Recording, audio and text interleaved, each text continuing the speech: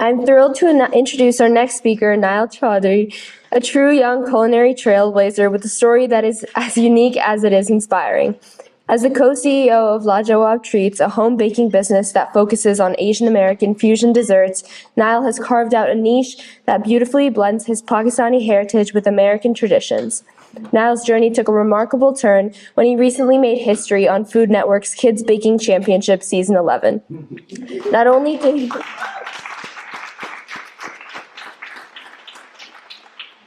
did he showcase his exceptional baking skills, but he also clinched the championship title and a $25,000 prize. In doing so, he became the first Muslim, the first Pakistani American, and the first Californian to achieve this honor. As a self-taught baker, cookbook author, and TEDx speaker, Naiel's passion for baking transcends the kitchen, inspiring others to pursue their dreams with creativity and determination. His success is a testament to the power of perseverance and cultural pride, and today he will share his journey with us, sprinkled with the sweetness of his triumphs and the warmth of his heritage. Please join me in giving a warm welcome to Naiel.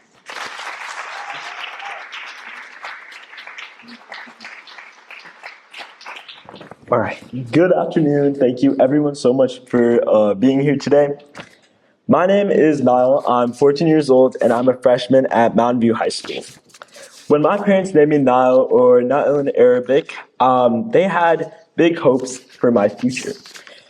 Like many of my friends, I also thought I was named after the Nile River in Egypt, but I was really wrong. This was my Pakistani parents' way of making sure that I achieved great things in life, the literal meaning of my name.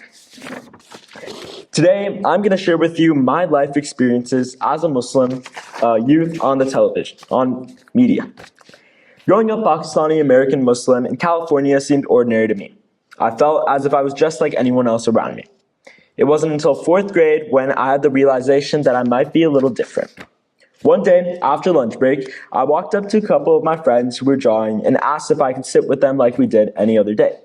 Usually we would draw, have fun, and make jokes, but today was different. I looked at one of my friends and he looked back at me with lots of anger and told me no. He said I could no longer sit with them because he was afraid that I would plant bombs in the classroom since I looked like a terrorist.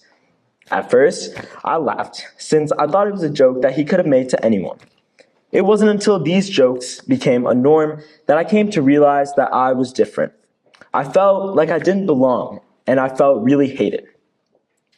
This kid not only single-handedly introduced me to Islamophobia, but also showed me some racism too. One day in 5th grade, he told me to go back to Mexico. And I didn't quite know how to respond to that one. Despite his efforts, somehow I managed to survive elementary school. As I transitioned into 6th grade, I felt like I had found my life's meaning. And it was to be a TV actor. As we all know, the media is a very powerful tool when it comes to influencing people and changing hearts. In my quest to become the next Tom Cruise, I started to work on my portfolio. I still remember the first time I saw a kid who looked like me on TV. Mowgli from the Jungle Book. Although I was happy that I found Mowgli, I wondered why he had to live in the jungle with animals instead of just a normal kid. Then I watched Aladdin and heard the song Arabian Nights, which although sounded nice, had a couple of questionable lyrics, like when they referred to the Middle East as barbaric and Muslims as ruthless. Yeah, I couldn't understand why Muslims on TV always had to be the villains. As I grew older and started middle school, I realized that if I wanted my younger cousins to grow up watching normal kids who looked like them on TV, something had to change. Around the same time, COVID-19 had us all in lockdown. I was 11 years old, bored out of my mind, and had no plan for what I was going to do in life, which sounds normal for most kids, but up to my parents and Muslim standards, I was already a few years behind. As many others did, my sister and I took baking up as a hobby during the pandemic. We started out baking for neighbors, friends, and family, and eventually decided to host our very first bake sale on Valentine's Day of 2021. Little did we know that this one-day adventure would soon become our business of 3 years, Lajawab Treats. After many years of selling Asian American fusion desserts, one day I received a message on Instagram that changed my life. A Food Network casting agent had DM'd me to audition for the newest season of Kids Baking Championship. I went from being one out of the thousands of applicants to being one of the 12 cast members on the show. After multiple interviews, auditions, and midnight Zoom calls, I found myself in the prestigious Food Network kitchen. It was around that time that I came across a short film by the British Pakistani actor Riz Ahmed, who openly spoke about the misrepresentation of Muslims in the media. Now, I felt more motivated than ever to be competing in this show. Getting on the show was my opportunity to show the world that being Muslim does not limit one's opportunities. It wasn't just about being in a baking competition. It was about changing the narrative, defeating the stereotypes, and showing that a Muslim kid can do it, and do it well. Filming this show and making lifelong friends who share my passion for baking has been one of the most fun experiences of my life.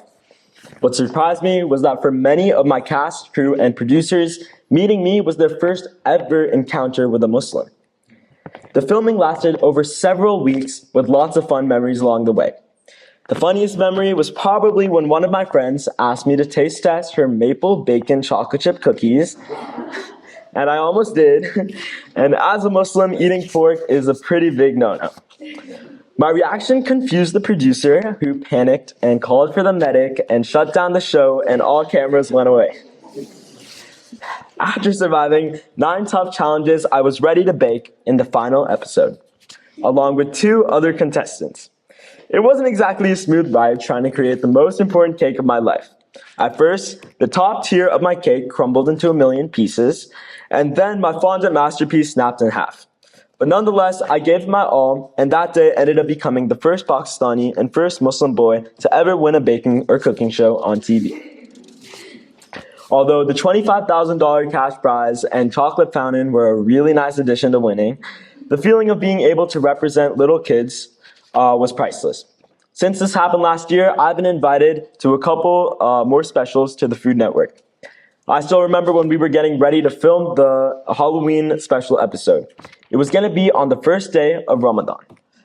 I knew it would be a harder challenge for me as I would not be able to taste my baked goods, but thankfully, the whole crew was super supportive and in awe of my dedication. Winning the baking show has been a blessing in many ways. More importantly, it has opened doors to more media engagements, and anytime I get invited to news interviews or a magazine story, I make sure to bring my Muslim identity with me. It's an integral part of who I am, and it's what gives me strength and motivates me to do my best. My sister and I feel blessed to be able to use our skills and talent to make a difference, whether it's by donating to local charities, supporting international causes, or standing up for peace. In the end, I would like to say, if a Muslim kid from the Bay Area clicked on a link with a 1 in 10,000 chance and then ended up achieving his dreams, so can anyone else. And I want to leave you with one last message, and it is that when you're given an opportunity, no matter the difficulty or slim chance, go for it. And maybe you'll win $25,000 and a chocolate fountain. Who knows? Thank you.